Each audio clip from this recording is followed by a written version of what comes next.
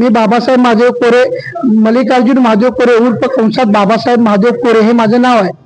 मी समाजसेवा गेले 40 वर्ष झालं मी करत आहे. माझं वय आता 50 आहे आणि मी 40 वर्ष झाली ही सेवा सगळ्यांच्या हक्काने सेवा मी करत आलोय.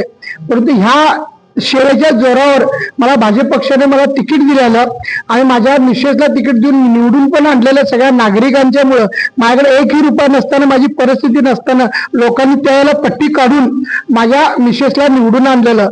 मी गेले आता 10 वर्ष झालं भाजपचं काम एकनिष्ठीनं मी माझ्या पद्धतीनं मी काम करत आलोय.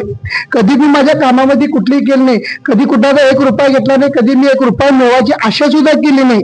आणि तीच माझी चूक माझ्या अंगलट आलेलं आहे. कारण माझ्याकडे जर देवानं पैसे दिलं असतं तर मला आज तिकीट भाजपवाल्यांनी तेव्हा यांनी मला बोलवून तिकीट दिलं असतं.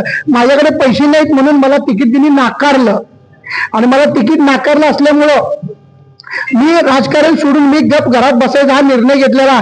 परंतु माझ्या भागातल्या माझ्यावर प्रेम करणारे माझे मायबाप वगैरे आणि बहिणी वगैरे असणारे, माझे आई वडील वगैरे सगळे असताना मला काय पण सांगायचं थांबायचं नाही आणि यांची जागा येणारी दाखवून द्यायचं.